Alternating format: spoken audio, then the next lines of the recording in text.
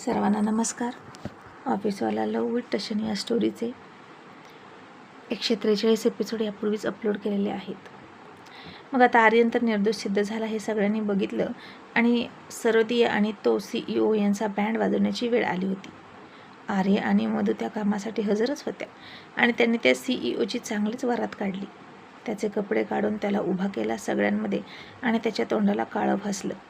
नारी मुक्ती संघटनेच्या महिलांनी येऊन त्याच्या गळ्यात चप्पलचा हार घातला, त्याच्यावर अंडी फेकली, टोमॅटो फेकले, कागदाचे गोळेसुद्धा करून फेकले आणि निम्मा मोर्चा गेला तो त्यांच्या कंपनीकडे आणि कंपनीची नासधूस करायला लागले. मुलींना फसवतात म्हणून सगळे खूप चिडले होते.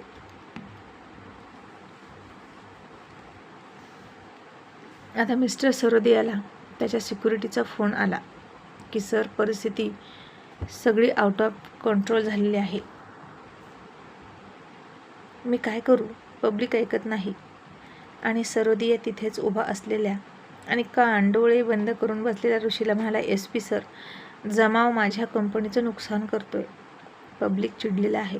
प्लीज तुम्ही पोलीस फोर्स पाठवून त्यांना थांबायला सांगा.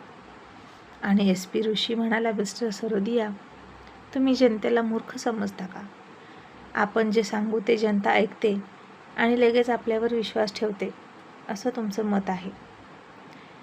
म्हणूनच तुम्हालाही असं वाटलं की तुम्ही आर्यन देसाईच्या विरोधात जे काही कराल ते लोकांना सहज पटेल. जनता खरंच भोळी असते. त्यांनी तुमच्यावर विश्वास ठेवला, पण आता तोच विश्वास तुम्ही तोडलात आणि म्हणून आता पब्लिक चिडलं आहे.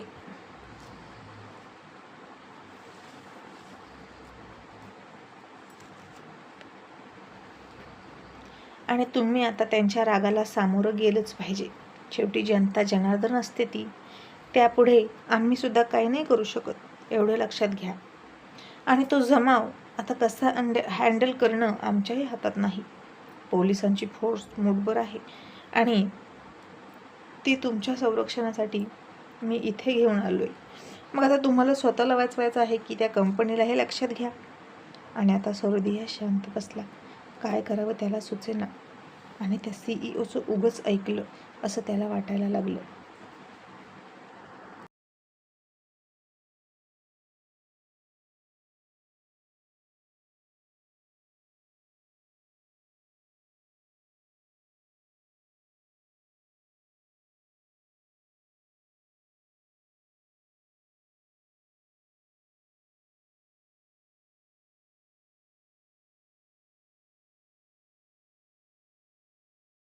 मग आता आर्या आणि मधूला ऋषीने शांत केलं आणि त्या दोघांनाही ताब्यात घेतलं आणि पोलीस स्टेशनमध्ये घेऊन गेला.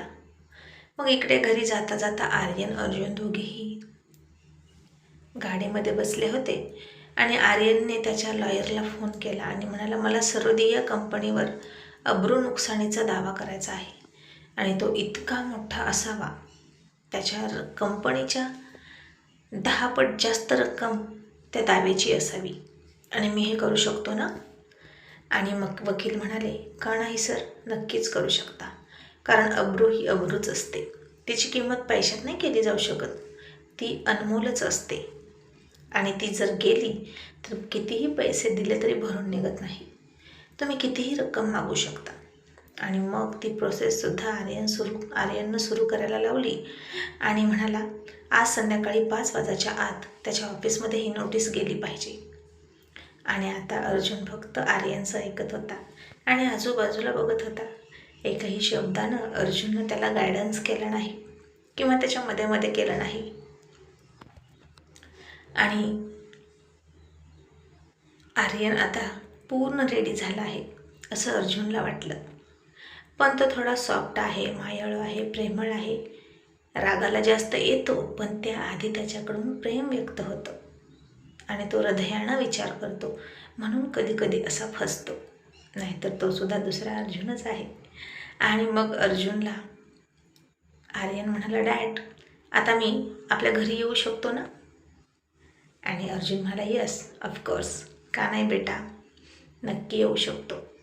आता जा घरी आणि ऑफिसला येण्याची पण घाई करू नकोस. आजच्या दिवस आरामच कर. आणि मी ऑफिसवरून घरी जातो लवकर, आणि मग तुम्ही तिघेही तिकडं या. आणि आर्यन हसून म्हणाला, डॅड, 3 नाही 5, वी आर 5 मेंबर्स. तसा अर्जुन हसला आणि म्हणाला, yes yes yes, absolutely right. आता तुम्ही 5 जण आहात तिकडे, तर पटकन घरी या. मी एकटा आहे, मला करमत नाही. आणि आर्यन म्हणाला, डॅड, पण मी ऑफिसला येतोय, मी खूप मिस करतोय ऑफिस. अर्जुन म्हणाला, ओके. मग आता अर्जुन आर्यन दोघेही ऑफिसमध्ये शिरले तेव्हा सगळ्यांनी उठून त्यांच्यासाठी टाळ्या वाजवल्या आणि कॉंग्रॅच्युलेशन केलं. त्या स्टॅफमध्ये जी हेड होती ती सपना, ती पुढे आली आणि आर्यनला बुके देऊन म्हणाली, कॉंग्रॅच्युलेशन सर अँड बेस्ट विशेष फॉर युअर ब्राईट फ्युचर. आणि आर्यन लगेच हसून तिला म्हणाला, सवयीप्रमाणे थँक्यू ब्युटिफुल लेडी, असं मोकळेपणानं म्हणाला. आणि मग आर्यन गेला, अतुलला भेटला, त्याच्याही गळ्यामध्ये पडला, त्याचीही शाबासकी घेतली आणि मग त्याच्या खुर्चीत जाऊन निवांत डोळे झाकले आणि त्याला बरं वाटायला लागलं. अर्जुनसुद्धा तिथे आला आणि आर्यनला म्हणाला, टायगर, आय थिंक आता तू माझ्या खुर्चीत बसावं. तू तयार आहेस त्यासाठी?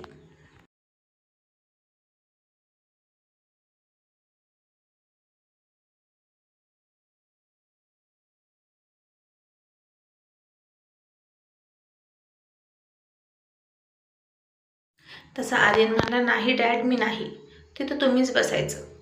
आणि अर्जुन म्हणाला, टायगर, कधी ना कधी हे होणार आहे, मग आताच का नाही? आतापर्यंत झालं, जे मिळवलं, जे घडवलं ते इथे सोड आणि इथून पुढं घडवायचं आहे जे, त्याच्यासाठी लढ, असा कानमंत्र अर्जुननं आर्यनला दिला. आणि मग अर्जुन अतुलला म्हणाला, अतुल, मी कुठे चुकलो नाही ना या केसमध्ये? मी स्वार्थी झालो असं वाटलं का तुला कुठेतरी न्याय करताना? आणि अतुल हसून म्हणाला, नाही सर, तुम्ही स्वार्थी नाही. आणि आपण कसे आहोत हे ओळखण्यासाठी जगाच्या प्रमाणपत्राची वाट पाहू नकाच. जर स्वतःचा सन्मान, स्वाभिमान जपणारे लोक स्वार्थ म्हणत असतील तर आपण स्वार्थी आहोत असं समजा आणि स्वाभिमानानं जगा. स्वतःला हरवून जपलेल्या नात्यापेक्षा स्वतःला जपून स्वाभिमानी राहिलेलं बरं. आणि आत्ताही तुम्ही नेहमीप्रमाणे राईट होता.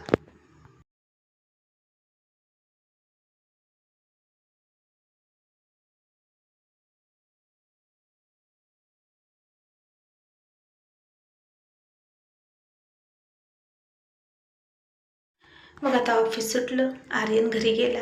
रियानं पूर्ण त्याचं औक्षण करून त्याला घरात घेण्याची तयारी सुरू केली. जणू काही लढाई जिंकून आल्यासारखं तिला वाटत होतं.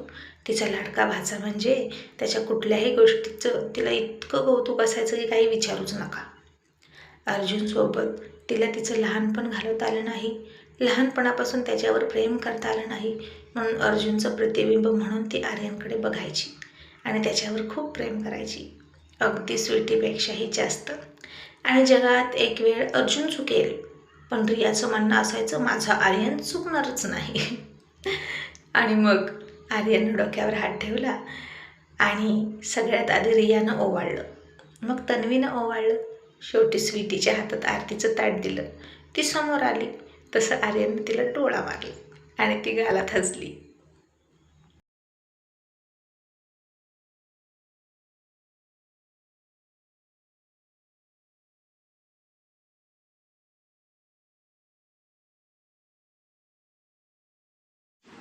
आणि मग त्याला औक्षण केल्यानंतर ती म्हणाली, आर्यन, मला पण लाव ना, मला आवडतं कुंकू. मग आर्यननं बोट बुडवलं आणि तिच्या 2 भोवयांच्यामध्ये छोटं कुंकू लावलं.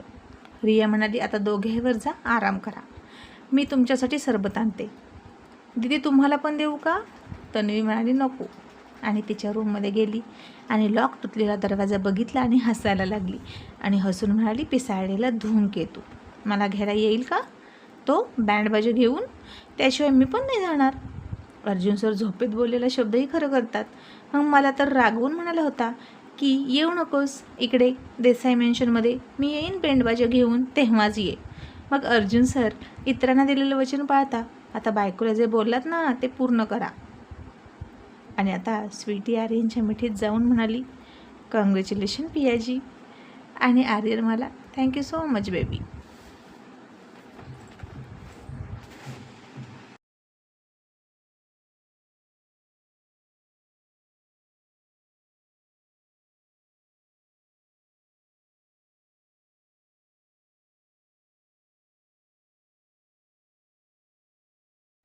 मग स्वीटी म्हणाली, आर्यन आता पुढे काय? आर्यन म्हणाला, लिगल ॲक्शन घेणार आहे आपण, जेणेकरून पुन्हा कोणीच अशी हिंमत करणार नाही असले घाणेरडे आरोप करण्याची आणि माझ्यावर बोट दाखवण्याची. सरोदिया कंपनी तर फिनिश झाली, पण आता त्या दोघांचं, मधू आणि प्रिन्सेसने काय हाल केले आहेत गॉड नोज. आणि स्वीटी म्हणाली, मी पाहिलं ना न्यूजमध्ये, त्या CEO ने खूप वाईट हाल केले त्या दोघींनी. किती नालायक माणूस आहे ना तो. म्हणे कपडे काढा आणि जॉब मिळवा. शी.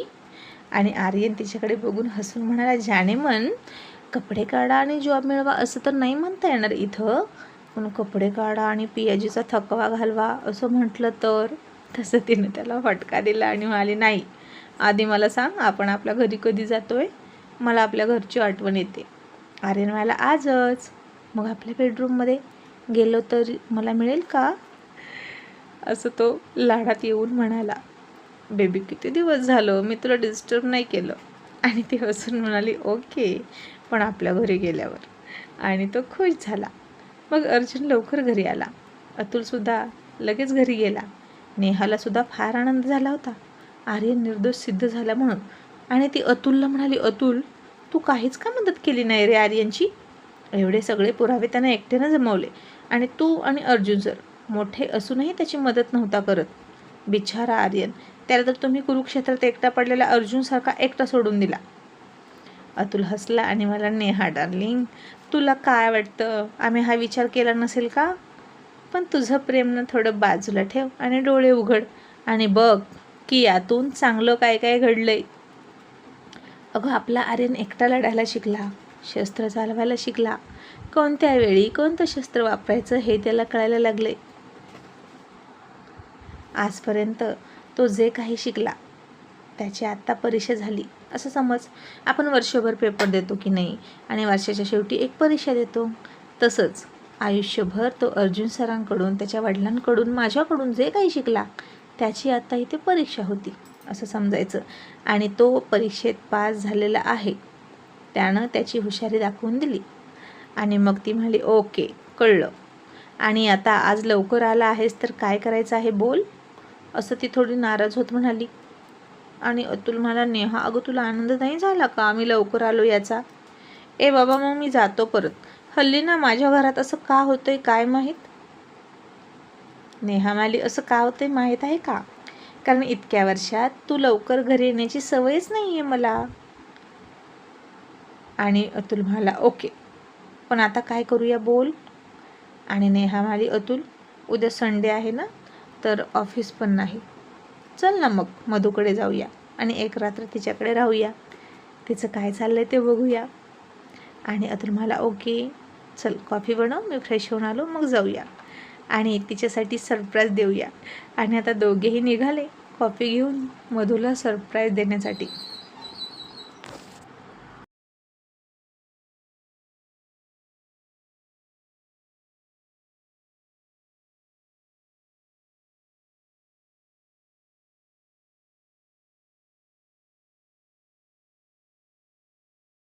आणि इकडे आर्यन स्वीटी घरी आले देसाई मेन्शनमध्ये. आणि ते घरी येणार म्हणून अर्जुनने तिघांसाठी स्वतःच्या हातानं मस्त गरमागरम कॉफी बनवून ठेवली होती त्यांचं वेलकम करण्यासाठी. आणि त्यानं दरवाजा उघडला आणि बघितलं तर फक्त स्वीटी आणि आर्यनच होते. आणि त्याची नजर तन्वीला शोधत होती. खरं तर त्या दोघांच्या आधी अर्जुनला तन्वीला बघायचं होतं. आणि आर्यन म्हणाला, डॅड, काय शोधत आहात? अर्जुन म्हणाला, तुझी मॉम, ती कुठे आहे? मागे आहे का? आर्यन म्हणाला, डॅड, मॉम नाही आली. अर्जुन शॉक होऊन म्हणाला, का? आता इतके दिवस माहेरात राहून पोट नाही भरलं का, सिली गर्ल? असं म्हणून त्यानं तिला फोनच लावला आणि म्हणाला, तनू, तू का नाही आलीस?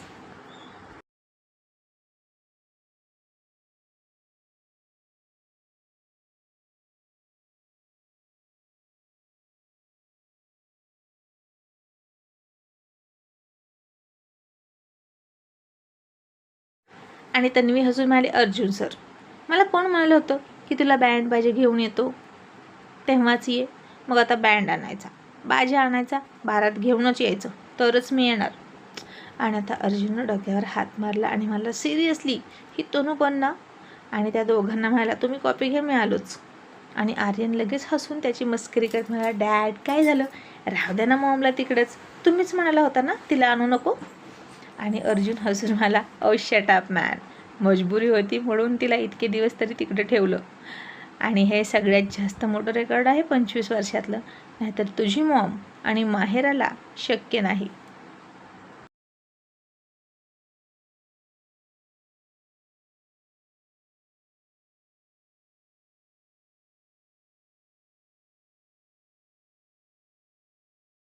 आणि आर्यन म्हणाला, डॅड इतकं प्रेम करता मॉमवर, माझ्यापेक्षाही जास्त. आणि अर्जुन हसून म्हणाला, स्वतःपेक्षा जास्त. असं म्हणून बाईकची चावी उचलली आणि नोकरांना बाईकपासून बाहेर काढायला सांगितले. आणि अर्जुन सर तन्वी मॅडमला आणण्यासाठी बाईकवर गेले. आणि सुभेदार मेन्शनच्या बाहेर जाऊन ते बँड बाजासोबत मोठ्या मोठ्यानं गाणं लावलं, तेरे घर आया मैं आया तुझको लेने, दिल के बदले में दिल का नजराना देने. आणि आता पिपाणीचे आवाज यायचे, ढोल ताशांचे आवाज यायचे. आणि तन्वी हसली आणि माली खरंच हा वरात घेऊन आला की काय बँड बाजासहित, असं म्हणून ती पळत पळत बाहेर आली. तिनं बघितलं तर बाईकवर बसलेला, ब्लॅक जॅकेट घातलेला, ब्लॅक गॉगल लावलेला हँडसम अर्जुन. आणि कुणाल, रिया आले आणि त्यांनी तो बँड बाजा बघितला. मग गाणी बंद केली, दोन्ही हात पसरले आणि मला कमॉन जाने मन, एक राईड हो जाई.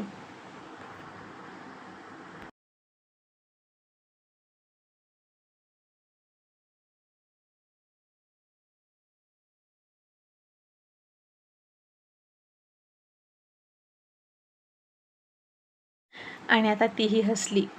रिया कुणालाच विचारलं नाही, बसली की त्याच्या गाडीवर लगेच आणि पाठीमागून त्याला घट्ट मिठी मारली. तिची छाती त्याच्या छातीवर जशी प्रेस झाली तशी अर्जुननं गाडीची मूठ ओढली आणि कुणालला डोळा मारला आणि तन्वीला घेऊन गेला भुर्र. आणि कुणाल घरात येऊन सॅड होत म्हणाला, गेले माझ्या या घरच्या दोन्ही मुली, दोघेजण घेऊन गेले. रिया आता मी काय करू. खरंच मुलगी घराची रोनक असतात ना, 4 दिवस आल्या तर किती बरं वाटलं होतं. आणि रिया म्हणाली, हो ना, पण मुलगी हे परक्याचं धन असतं हेही विसरू नका, ज्याच्या त्याच्या घरी असलेलं बरं. आणि आता इकडे अर्जुन सरांनी गाडी वळवली, ती भलत्याच ठिकाणी. त्याच्या बॉडीगार्डची गाडीसुद्धा मागे होतीच. आणि तन्वी म्हणाली, अर्जुन आपण कुठे चाललोय. आणि अर्जुन सर म्हणाले, सरप्राईज बेबी. आणि त्यानं गाडी थांबवली. आणि त्यातच हे सरप्राईज बघून तन्वीनं डोक्यावरच हात मारला.